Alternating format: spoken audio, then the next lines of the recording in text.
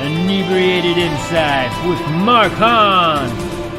Hey everyone, welcome to Inebriated Insights, coming to you from Oceanside, California, with featuring art from my mom, Beth. So this is a political drinking game. We're gonna drink between each segment, and tonight we are all going to drink to the word tests as well. So let me go ahead and introduce you guys. He is from Vancouver, Washington. Ooh, that's me. He has a degree that has something to do with engineering from Western Washington University. Go Dave JPL. Stratton. Yeah, pleasure to be here like always. Oh my God, it's Frank, everybody. Oh, Yay! everybody Thank you, stop for boy. Frank. He is a famous child actor featured in Real Monsters and Boy Meets World. Jett Kaufman. I did a voice in Capital Critters, too. Who remembers that one? Wow. I think I Nobody? remember that. So Nobody? Who Right. was your bully? It was the kid from Sandlot? Is that accurate? Yeah. One of the kids who was in the sound. I did another movie with him, yet another underdog sports movie, because, of course, me, Mr. Sports. And yeah, we did a Bay Area film, and he was a complete dick to me. Wow.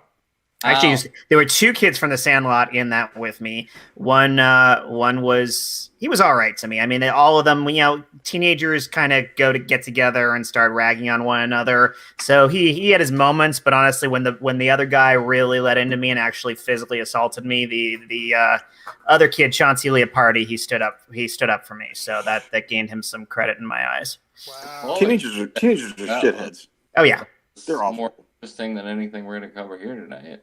yeah, front loading the show. Just want to sit here and listen to Jett's stories about being a child actor. It's a whole other podcast. All right. He is a very funny improviser, and he teaches children. Everyone, Michael Tauzin.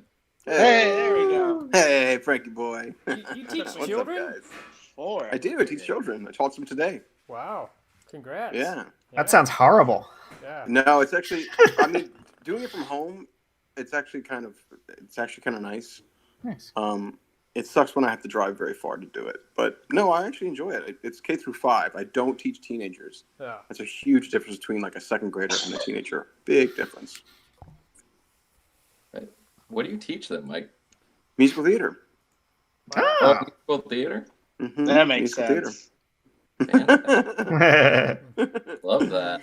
my son's in an improv class through his school, actually. Oh, nice. Yeah. Yeah, I teach kids, the heartwarming stuff of musical theater, and then I get on stage and I tell Right. dick jokes. Frank, you got audio? I do have audio in my Yeah. But I'm going to try to see if I can switch to my laptop. Frank, you have a new podcast, right? Yes, I do. I have like 3. You want to plug the one with your wife? Yeah, I do. So my wife's got her master's in psychology, and she's a therapist. So we just kind of shoot the shit, and she figures out what's wrong with me. But we mostly talk about therapy and stuff. It's really, it's fun. It's great. I've had a lot of fun doing it. That one's called Kissing in a Milkshake, and then I have one with my boy JP called Buddies. It's a weed podcast. And yeah. We just get stoned and have my comic friends call in. Yeah, it was pretty fun. Oh, nice. Yeah, but nothing too crazy. I'm just trying to stay busy since I'm pretty sure we're all not going to be able to be on stage for at least a year. Right. Mm-hmm. Not for a long time. Not for a long time.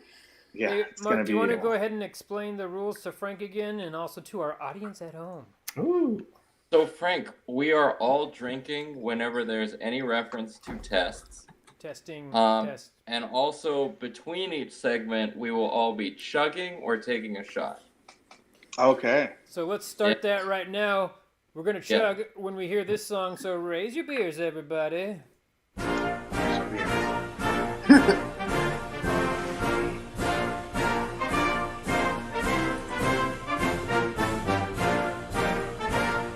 That's good. I didn't bring enough beer upstairs with me to chug that long. All right, everybody, ready to get into it? Let's do it. Yeah. The nation's top infectious disease expert and inspiration for the sexy doctor in the 1991 novel Happy Endings, Dr. Anthony Fauci. That's true about the novel, by the way. Wow. testified before the Senate this week saying that if the country reopened too quickly, not only would it lead to an increase in cases and deaths, but it would also harm the U.S. economy.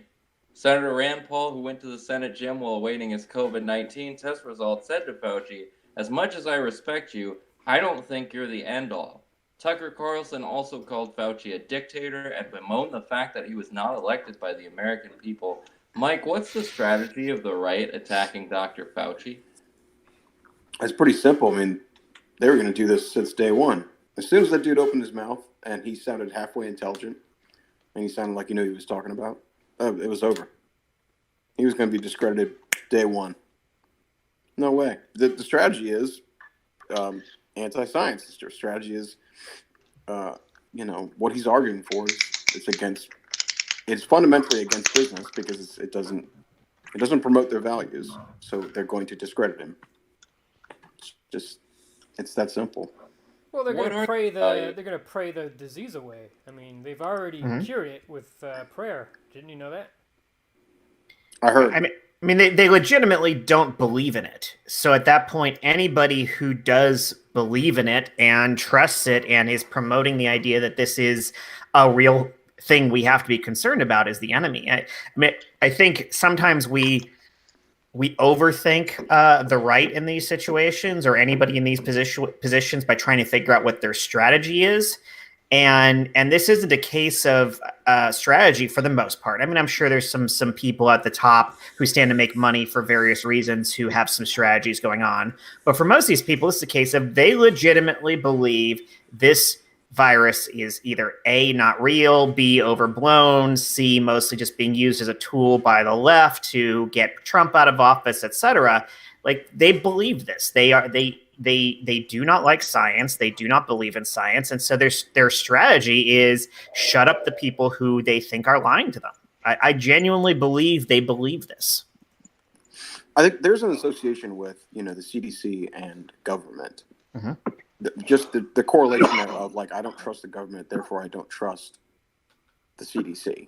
And if you start from that place, you're not going to get very far with whoever's teaching, or whoever's giving instruction. Who's ever giving adult, educated, researched instruction is just not going to be paid. They're not going to have any attention paid to them because they're part of the government.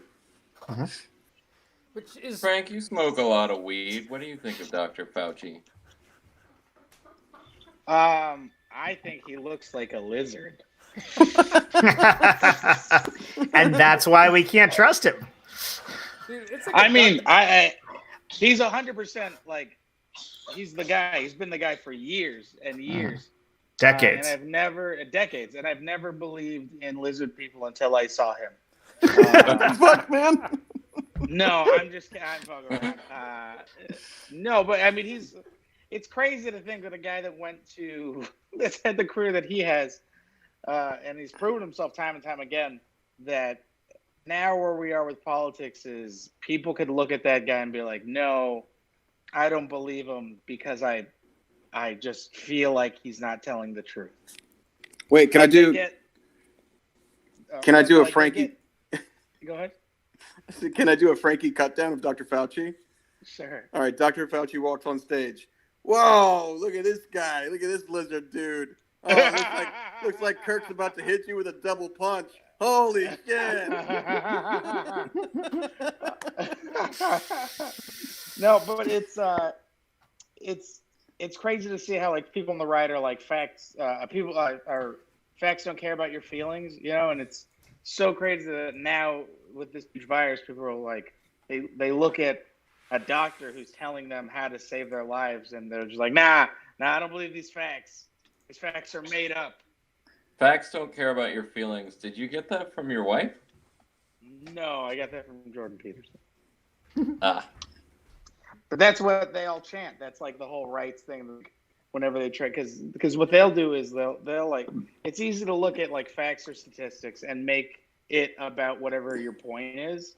So They will look at like cold hard statistics and facts and be like, see, this proves that black people are more likely to fucking do crime than white people. Look at the facts. And then it's like, well, that doesn't take into account, all the socioeconomic factors that led to the societal structure that we have. Right. Yeah. Exactly. So it's like you're looking at the smallest picture of a huge shit sandwich. Facts in a vacuum, basically. Exactly. So it's just crazy that now it's like, even when it's a huge thing that we're all going through, like a pandemic, people could just look at a guy like Fauci and be like, nah.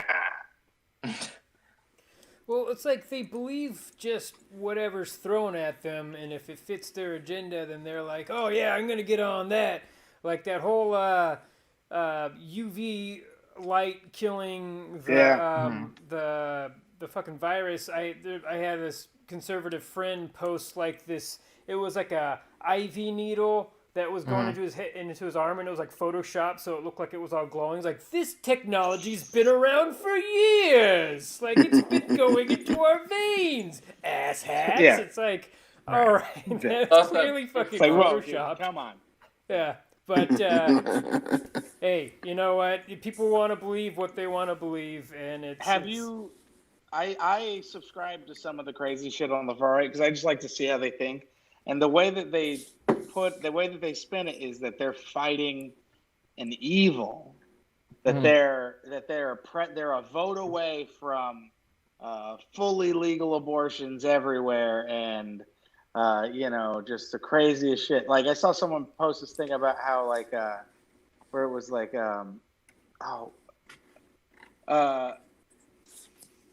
it was like Trump's wall costs less than Obama's.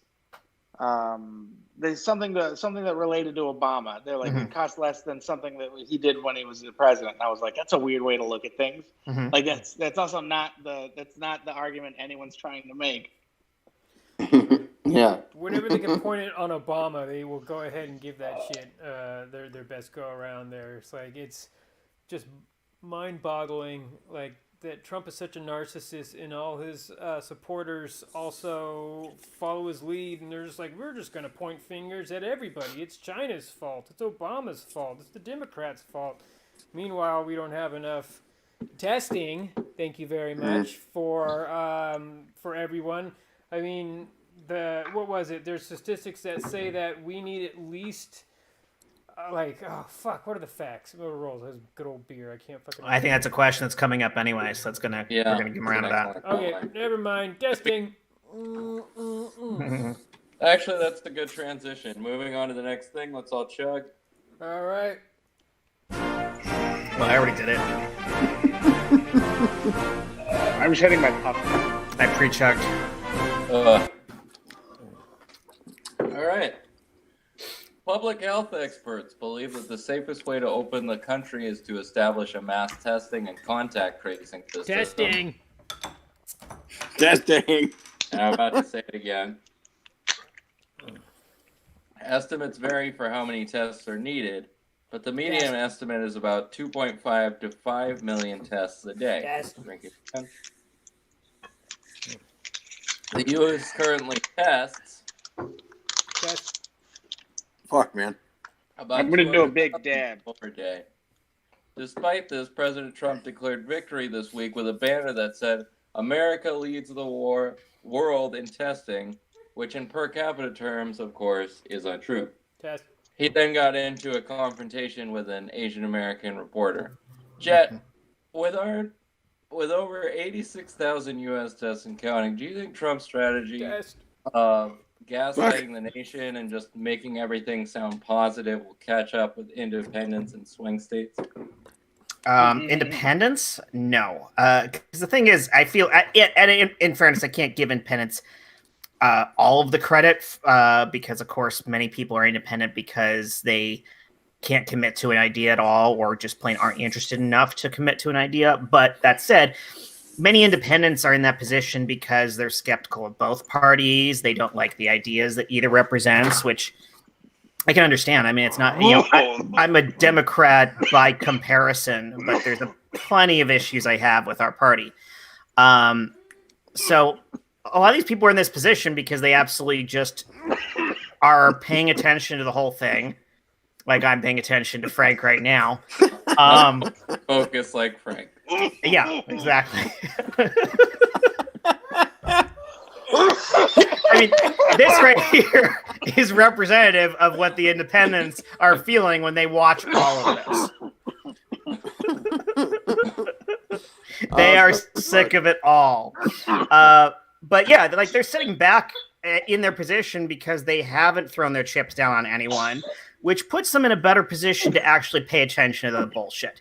Obviously, we overreact. As you know, I'm not saying it's not appropriate for us to react the way we do, but we overreact, especially because we are ideologically on the opposite side of all of their bullshit.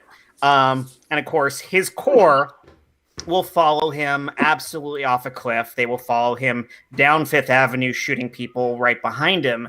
And they will absolutely positively die on the COVID-19 flag for him. So they'll eat it up no matter what, because they'll believe everything he says, and our side won't believe anything he says. So that just leaves the independents. And I don't think there's any falling for this. They can see it for themselves. Everyone can see it. It's incredibly obvious. His poll numbers are terrible for his handling of this entire pandemic disaster. So no, I don't think his gaslighting can possibly do anything but maintain his core supporters. It's not going to gain him anything. The only thing that can gain him any ground is something that very well may happen. And my wife brought this up, that the only hope we have right now financially is the very odd, unlikely ally that we could have in Trump, simply because Trump is so obsessed with protecting his election that he may actually push some of these stimulus things forward just in hopes that it gets him votes. And like, that's the only thing I can see helping him at all, is if he can force the economic numbers back a little bit, if he can force the stock market back up a little bit, if he can force some jobs, fake them, whatever. And most importantly, if he can convince more people that he gave them all money to help them through this, that's the closest he could get to turning anyone. But claiming that what we can all see with our eyes is true that isn't, that's not going to get him the independence. Frank? I just got my letter from him today. Oh, the one. I'm still waiting, dog. Yeah, it must have been exciting. Pen pal letter? Thrilling. Like, how are you doing, Mike? You doing any summer activities? Is that Frank, your Donald Trump? That's my Donald Trump this week. Last week was something else. Dude, his letter to me would just be like, "Go enjoy buying weed." And I'd be like, "Thank you, D. Trump. Yeah. Oh, damn. Here's your weekly He knows you weed bill. well. Get high on me, Frank." I was like, "Okay."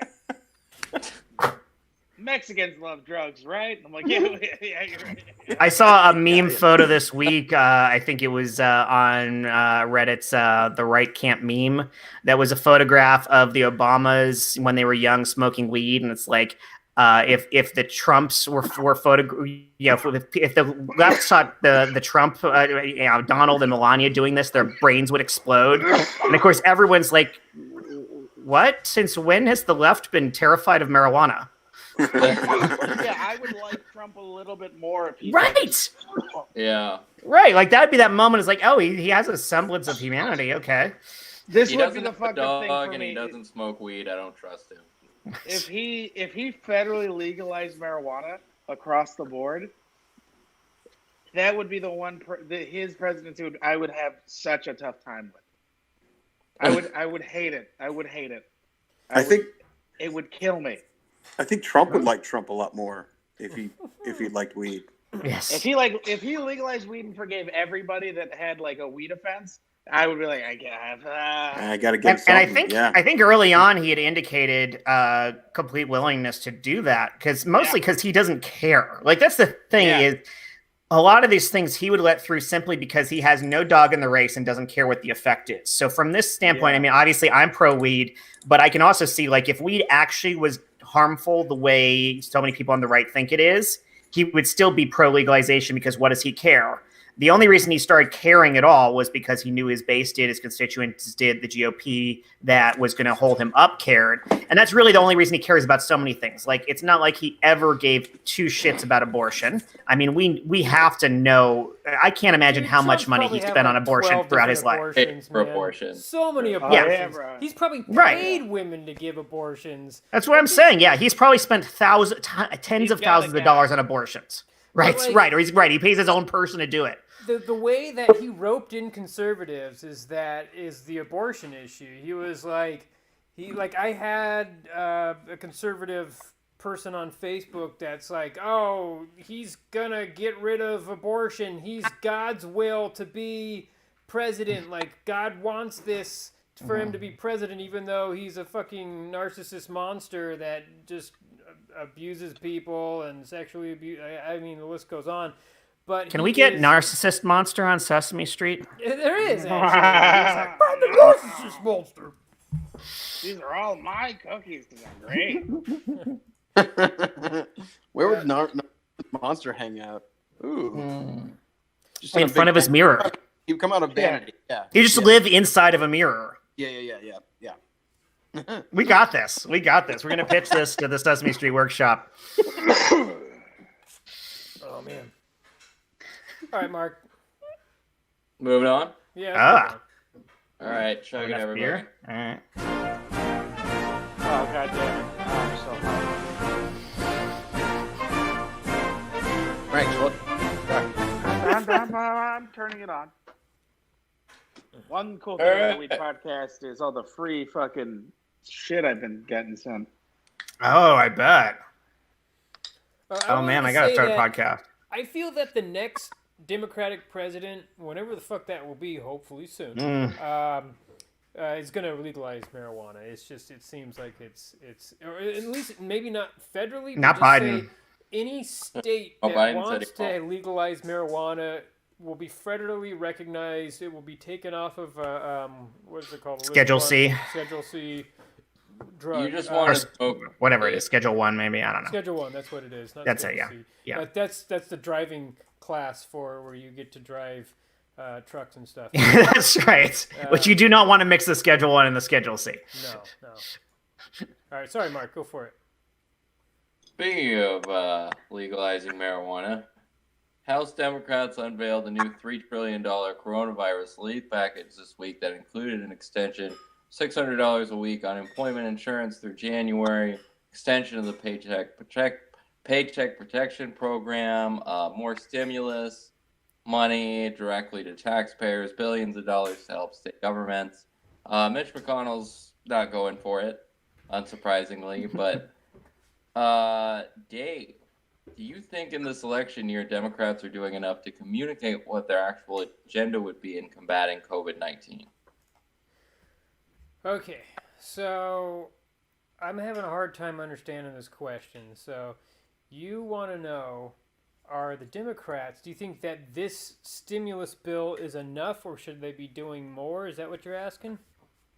No, what I'm asking is, like, do you think Democrats are making it clear to Americans what they would do to address COVID-19 if they were in power? Do you think that their messaging is on point? Well, I feel like their messaging is on the same lines as the rest of the world's, and I feel that the Democratic Party's in line with, other countries such as, like, Germany and the UK and just other, like, countries that actually lean more towards the democratic socialist type of ruling. So I do feel that they're appealing more. They're kind of looking at other countries that actually have seen some success, even though there's not much success right now with dealing with this virus. But they want to do that, and a lot of different countries have started to do, like Canada, like the $2,000 a month per person for 3 months, which is ideal to hopefully like flatten the curve, like everybody's talking about. But Mitch McConnell's just got to go. Just fuck himself, man. I really hope that McGrath wins. That's their name, right? McGrath? Yeah. Amy McGrath. Yeah, because I still have to donate to her campaign, but he is like public enemy number 2, man. That guy is just a menace to society. But so anyway, to kill this bill on the floor is absolutely just devastating because the first one, all the money just went to all these corporation bailouts, and it didn't put money in the pockets of the people who need it the most.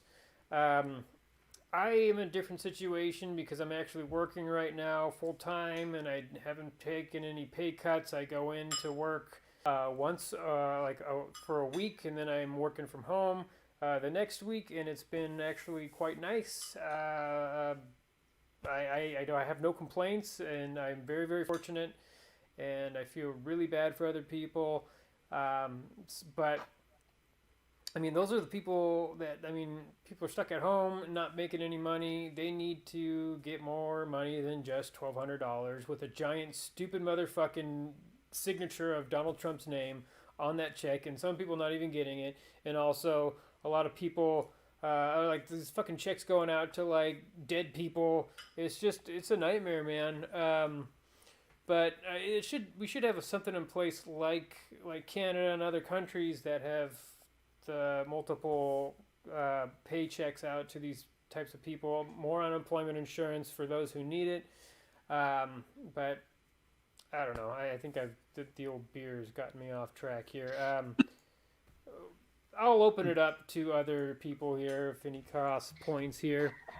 The Mike? communication thing's been a real concern of mine this week.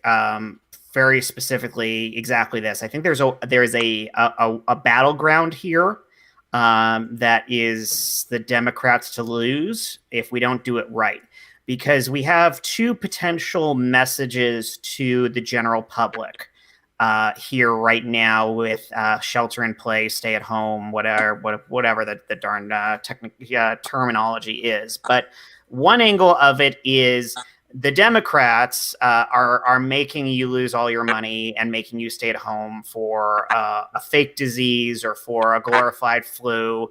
And the Democrats are to blame for the fact that you can't work and you can't make money and that your children are starving and that you're losing your homes, et cetera, et cetera.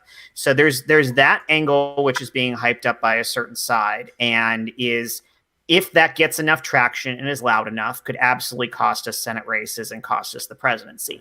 The other side, which is vital that it be well publicized and well known, is the Democrats are saying, yeah, that's necessary, which is why we are working so hard to create this bill to give you money to help counter the damage being done to save your lives. We get that there's this balancing act here that everyone's concerned about of, yes, we potentially save lives, but people lose them or lose everything over stay at home. And that's why we're trying to help you counter that by giving you money to pay your rent, pay your mortgage, pay your electricity bills, buy food, and survive until we can all go back to work and live together peacefully, safely when all of this is done. And if that message can be properly put out there, then and the fact that the Republicans are the ones holding back those latest relief efforts, that they're making it pretty clear they have no interest yet in another round of stimulus. They want to see how this one works out first, which could take a while, and a lot of people will lose everything while they're waiting to see the results, whatever those look like. If we can make that very clear that the Democrats are the only ones actually trying to help you survive this mess, then we come out ahead. But I'm very nervous whether or not we can succeed at that. And we can't always control how people perceive things. And especially, we can never underestimate how good Trump is at sound bites and attention and getting weird messages out to people that we never expected to gain traction. There's Frank. Hey, Frankie boy, you were gone there. Oh, no. How do you feel about this, Frank? He's gone. All right. Hey, I was going to say, I actually, like, with everybody going out back into the world, doing all their shit, like, I mean, Trump's not going to have much of a base. I don't know. Like, I'm not saying they're going to die, but they're going to be sick. It's just, I feel like the Democrats are in line to have, like, the easiest campaign strategy ever of just staying home and let everybody else just kind of... I think the Democrats do have a messaging problem, because I think that one thing that happened to Hillary Clinton was she had so many great ideas, but if you were to think, like, what's Hillary Clinton's signature proposal, you wouldn't be able to name it. I think that we need something simpler. Like, I think we should run on universal basic income and just say, like, the Democrats want to give you money every month through the duration of this crisis and 3 months after. The type of thing socialism! Exactly. It's funny how the moment we cut every candidate out who had a specific message, a specific plan like that, every one of those specific messages and plans was immediately proven vital. The universal basic income, which I have plenty of problems with Andrew Yang, especially because I feel like he had kind of the when you've got a hammer, everything's a nail problem, that was his solution for everything. Meanwhile, Bernie's primary thing was universal health care. For Elizabeth Warren, it was economic inequality, which of course is Bernie's thing as well. But Bernie was more especially focused on health care. And like each of those things, immediately right now, the moment we cut all of the candidates out who had a plan based on that, all of those things are vital right now. We need UBI. We need universal health care, especially because with millions and millions of people losing their jobs, all of those people are losing their health care because our health care is entirely tied to us being employed in this country. They're losing their health care right at the moment where our entire problem is a health care problem, which would not be an issue whatsoever if everyone had health care. We need the money in everybody's pockets to survive this. Like all of the, and then income inequality is a massive issue because, as we've talked about, like some of us are still doing okay. My job, knock on wood, is still working full time, although that puts me at a higher risk. But tons of people are in a position where they can survive this no problem for months and years, and other people, after a week, were in desperate, destitute conditions, waiting for like that $1,200 actually made a difference to a large number of people, and that's terrifying. Well, here's the thing: is that Trump's message was much simpler. It was just make America great again, mega. That's super simple, and everybody latched onto it, and whatever the fuck that meant to them, and make it why was it not great? I don't know. When was it great? It's when it was white. What? When it was white. Yeah, exactly. It was racist. Make America racist again. Yeah. Yeah. When people weren't allowed to complain. Yeah. Mike, do you think the Democrats have a messaging problem? UBI sounds like a venereal disease. I mean, I agree with it, but That's UBI, what I thought. it doesn't sound great. Yeah, and the antibiotics aren't working for it anymore either. No. Are you sleeping in bed right now? Are you like an Instagram? My power was off. My power was low, so I had to go plug it in. So Yeah, bro. It's just feels like you're about to shoot an OnlyFans video. Yeah, no. I feel like I'm on a chat roulette right now, and you're just gonna be like taking a picture of your dog and stroking it. Yeah. Or playing piano. Turbo Hangouts. What's up, y'all? Yeah. I feel like we've been in a relationship for 6 years, and you're wishing me good night.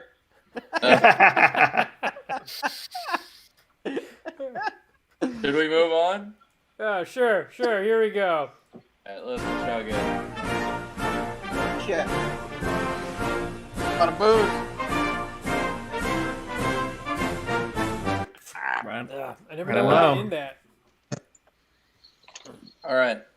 So Joe Biden wrote an op-ed in the Washington Post, and he was combating the idea of this binary choice between public health or protecting the economy against depression. The Biden campaign's been pretty strong and consistent in their messaging, dating back to January in terms of COVID-19, but he's had a hard time breaking through to a wider audience. Frank, this question is for you. I feel like you would have a certain expertise with it. What can Biden do to kind of break into the 18 to 30-year-old demo?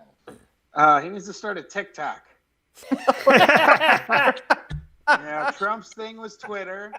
Biden's thing's got to be TikTok. Are you kidding me? If Biden started doing dances, bruh. Man, because people loved Obama, you know what I mean? Because he was so smooth.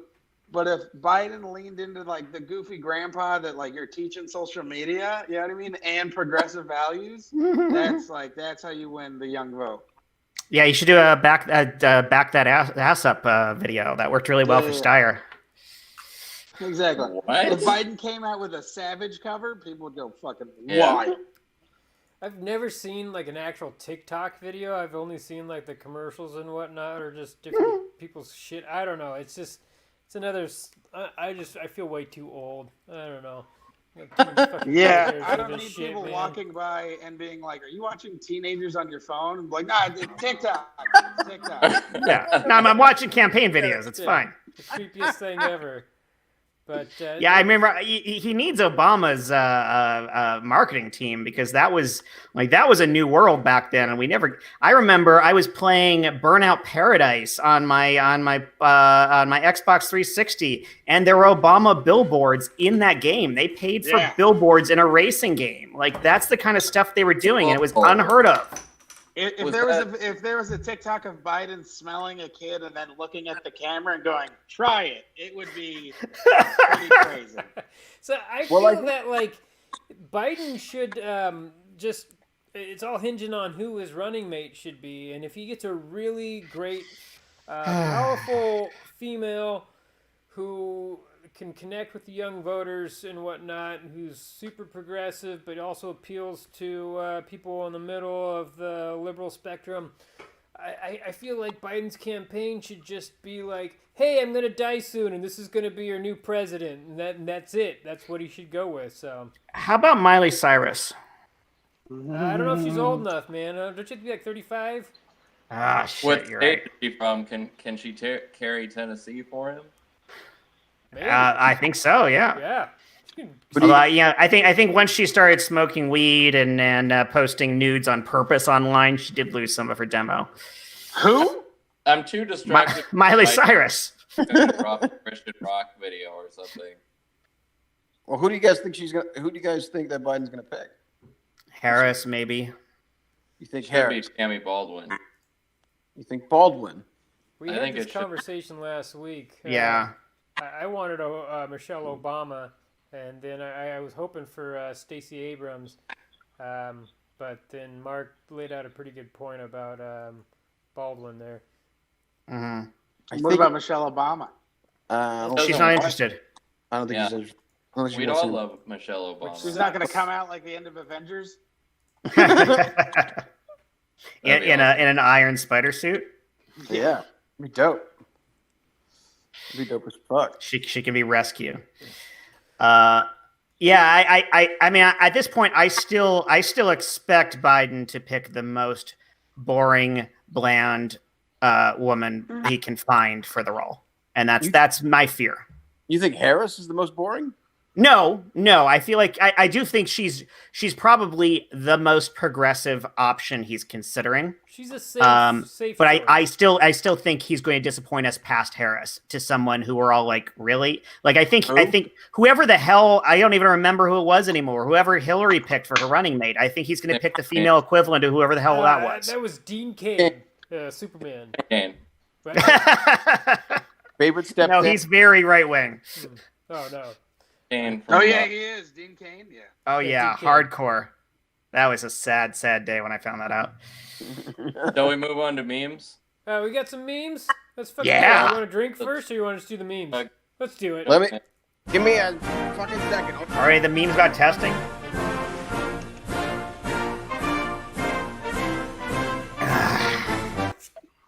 All right. Who do you got first up? Oh God. Who do you got first up there, Mark? Let's put Frank up. All right, I got to do a couple things here. We're gonna show a meme. It's a new segment that we're gonna call Outsider Bubble. It's what the other side is looking at right now. So I'm gonna pull this up here, and then Frank's gonna first comment on this shit. So This is exciting. what do you think about this meme there, Frank?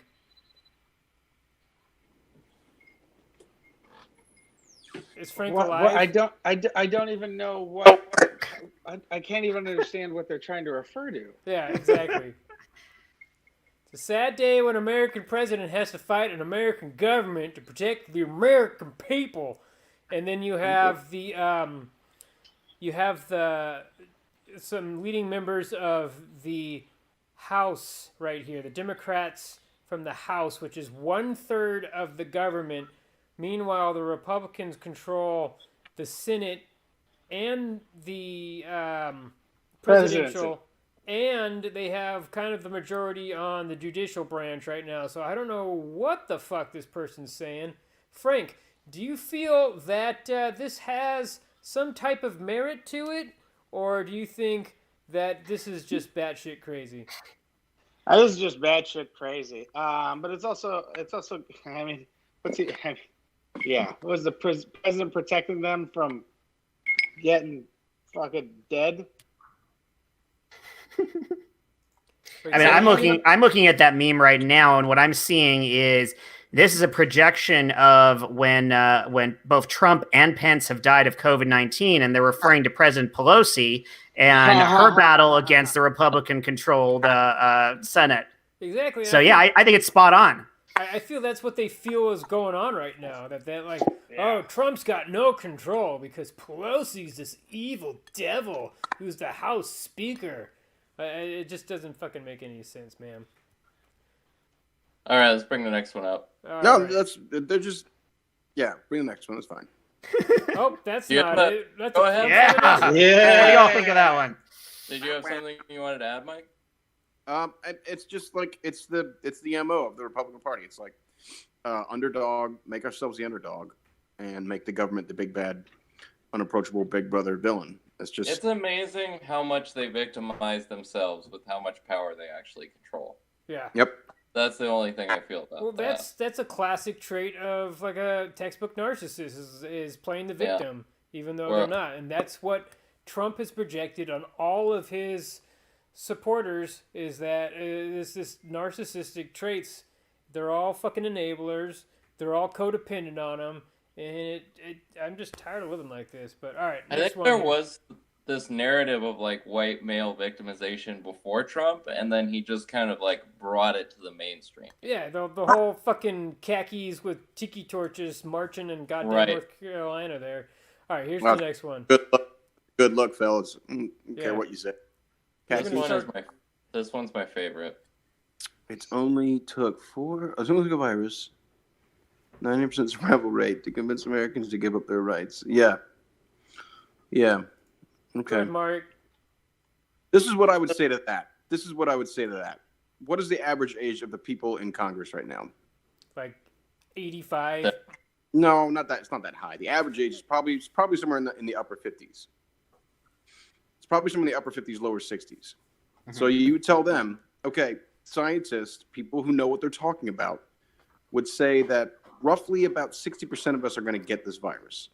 No matter what we do, 60% of us are going to get this virus before we have a vaccine. It could go that high if we don't do, even if we try, but if we do nothing, it could get even worse. But let's say 60%. So 60% of what? How many are in Congress? 450. What is it? 430. 435 in the House. 435. 435 divided by times 60 is what? It's about 260. And then the fatality rate on the average of 60 on age 60-year-olds is roughly, it's getting upwards of like 7 or 8%. So you're basically saying 22 of you are going to die if you do nothing. 22 in Congress are going to fucking die. That's how you make. Giving up our rights as Americans. Hey man, this is how you make it as personal as possible. 22 of you are going to die. You want to roll those dice? Mm-hmm. To me, like you look at America as a whole, it's like 360 million people. If half the country got the virus, 180 million, 1% of that is 1.8 million dying, which would be devastating. That's a fuck ton of people. And there's two other components more than any war. being missed here. I mean, they're saying the 99% survival. The last I'm hearing is worldwide we're over 6% death rate on this. When you look at the math, it shifts constantly because we're still figuring it out, and it's projections versus accurate figures. There's potentially underreporting. Of course, there's under testing, but right now it sounds like it's somewhere around 6% and could get much higher than that once we get our figures in order. So already that's way, way higher than they're claiming in this meme. And then there's also this thing that like is always forgotten about in war death figures and death figures from school shootings, etc. We focus exclusively on the deaths. We're not focused on the weeks or months of incredible torture that some of these people are going through. You know, I had a friend who was in the ICU, in and out of the ICU for several weeks. We nearly lost him over this, and he was insanely ill. My mother has it. She's had a fever for a month. Some people can barely breathe, can barely function. Look at this guy. His name's escaping me right now, but the Broadway performer in New York who just woke up. Man. He Brian just Stokes. Woke. What was that? Brian Stokes Mitchell? No. Nick something, I think.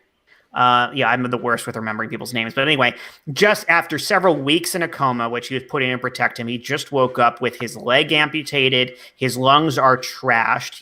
He will certainly never, pretty much certainly never be able to sing again. He had multiple strokes, so his brain's probably damaged. He will never sing again. He'll never dance again. That's just one example of a person who probably will have technically survived this. Nick Cordero. So if we look at thank you, that's the one. So if we look at just survive, and then we keep learning more and more about downstream effects of it that we didn't know, that we could find people for years from now. Like this could be the equivalent of, what was the disease that the soldiers in Desert Storm ended up with. And the people who were at the front lines of 9/11, who years later on have all these health problems. Like we could find out years from now that the people who survived this are severely injured. Any type of Price is Right or daytime TV show commercials about mesothelioma, right? Or COPD. So like we keep finding out about all these other things it does to the body that we didn't realize in people who seemed like they were doing okay. So survival rate alone is A, not great, and B, not the only story. Guys, I say this every time we're on here, but this is going to be much worse than it is right now. This fucking virus it's mutating, and we could it could be like another flu, not like a flu that's like, oh, it's the flu. It's constantly recurring. Each year you have to get a new COVID-19 shot. Because COVID-20, COVID-21, COVID-22. Yeah, because you're gonna it mutates between people, and then you're gonna get it again, and it's gonna cause the same shit. I really feel that this virus is gonna cause much more like detrimental type of symptoms down the line. You're gonna see. Who knows? It could cause cancer. Like HPV causes cancer, which is a virus, and this could cause lung cancer or COPD or other stuff that's just going to be detrimental effects. That once you get this shit, you're fucking kind of screwed up for life, which is really shitty. But hey, but you know what? We can't get rid of our liberties. Ah, man, oh man. We need to be Americans and be able to do whatever we want. Fuck. That went to a really dark place. So sorry, it happens every time. We're gonna go ahead and take a shot, and then move on to the last segment. I'm loving these segments. I'm loving you guys are doing the show. It's great. I'm glad I picked up this mango weed. It's perfect for this. Mango weed? I need some mango weed too, but no, Blue Moon Mango Wheat. Brought to you by Blue Moon Mango Wheat. We are not sponsored by Blue Moon Mango Wheat. We should be. Frank, who should fuck off? You can pick literally anyone. You can say your wife if you want. Oh, no, not your wife. Why would I do that? She just gave me some water. All the people that are like, so I keep hearing stories of like places that are reopening amid the pandemic, and they're like working with skeleton staff, and then people that are waiting in line are getting impatient that everything's taking forever. But and they're like freaking the fuck out, and it's like, yo, why are you yelling at 3 people that are literally just doing the best they can? Like, you know what this is. Why are you tripping out? Yeah. Yeah, Truly people terrible. that don't appreciate what people are doing during this pandemic. Mm-hmm. Yeah, man. That's a good one. Jett, who should fuck off? Elon Musk. Oh, Again, good one. This is a guy who I really liked him for a while, even with his quirks. He's a Howard Hughes type. So sometimes you need that kind of craziness, that kind of wild, desperate desire to succeed, and there's going to be casualties along the way for that. And I get it, and the world will move forward because of a lot of his ideas. But fuck, has he just turned into a giant asshole more and more? And this week with him fighting the government to reopen and him demanding things reopen, and this entire time, even against evidence, he's been saying how this thing's been overblown, and he backed down a little bit, and then he's right back at it with, we've got to open up. And that's all personal. That's about his profits. And that's a week after he pulled his bullshit that I can't believe the SEC didn't jump down his throat instantly over, complaining that Tesla stock prices were too high, which caused them to tank instantly. This guy he's a perfect example of wisdom versus intelligence. He is a very, very intelligent man and just an idiot at the same time with the way he communicates. And he's dangerous, which is so sad because he's also so powerful and also vital to so many things I want to see succeed. I want to see electric cars everywhere, and he's driving that forward in beautiful ways. I want to see us on Mars, and he's going to be the one to get us there. He's doing great things, and he's an asshole. Mars, do you know how much radiation's on Mars? We'd all die in like a couple weeks, man. It's a bullshit. That'll be someone else's place. problem. We should not go to Mars. People cannot live on Mars. It's stupid. There's no We just have to nuke it, like he said. Mars. Let's stop it. Stop saying we need to beat people on Mars. It's not an option. All Mike, right, who sorry. should fuck off? I'm gonna say anybody who takes like a gun or a weapon into a private business Yes. or to like a state house. Say it what are you again. Who? What? doing? What? What? Say it again. Anybody who takes a weapon or a gun into a private business, Yeah. or even like a state government Or house, a fucking even- bazooka it in just- Subway. Jesus, like, what are you trying? These businesses have every right to dismiss you or to refuse service to you outside of a pandemic. Inside of a pandemic, they can make they have every right to listen to local and state government. Well, what are you doing? I want to know the size of that guy's dick who has that bazooka. It's got to be like that. Like this little Or his fucking micro testicles. penis. Yeah, a little teeny, like fucking, like just raisin dick, like balls and a little teeny dick with a bazooka on his back. I just want to know what's the end goal. Like, what is the end goal? Does he think like a politician's going to charge him and then he gets to nuke them? Then he gets to rocket them? Like, what's... The fucking rocket launcher's only good against like tanks. We've all played fucking Fortnite and all those. And other from a goddamn distance, games. too. Yeah, like Melee, you're not gonna do shit, man. Like You're going to blow yourself up. it's stupid. I've done it many times. Fucking dumb. My 8-year-old knows that because he wants to be a Fortnite world champion or whatever the fuck it's called. But yeah. Mark, Dave should fuck off. me, I got two if you don't mind. Do it. Jared Kushner for saying that Always. we might have the election in November. Like, you don't fucking get that goddamn choice, man. It's part of the fucking Constitution. Like, give me a goddamn break. You just can't decide when the fucking election is. That just drove me up the wall this week. Second is who was it today? That the senator who got his fucking phone seized for... Richard Burr. Yeah, that guy. And all of the senators who... it's inside trading. Any other election year, if this pandemic wasn't going on, if Trump wasn't president giving us a fucking scandal every other week, this would be top news. All of these senators who decided to fucking inside trading, sell all their stocks after a classified meeting, they would be all ousted from the Senate and fucking prosecuted. But since this is the new norm, man, this is normal shit. When a fucking this shit happens, we just sweep it underneath the rug. Nobody fucking cares. And so all those guys can go fuck off, man. And I know Feinstein's in there. She can go fuck off. I didn't vote for her. She's too fucking old. She's like 88 years old, man. Fuck that, man. Mine is the 4 members of the Wisconsin Supreme Court that overturned Governor Evers' stay-at-home order. Because now you saw images of bars that were just packed in Wisconsin. No one's wearing masks. And like, look, I get it. I am sympathetic to the fact that none of us had ever heard the term social distancing. None of us had ever been told to wear a mask before. And it's like a huge adjustment period that this is the new normal. But like, this is going to be catastrophic in Wisconsin in a few weeks. It's going to be absolutely terrible. And compared it to Japanese internment camps, which is insane.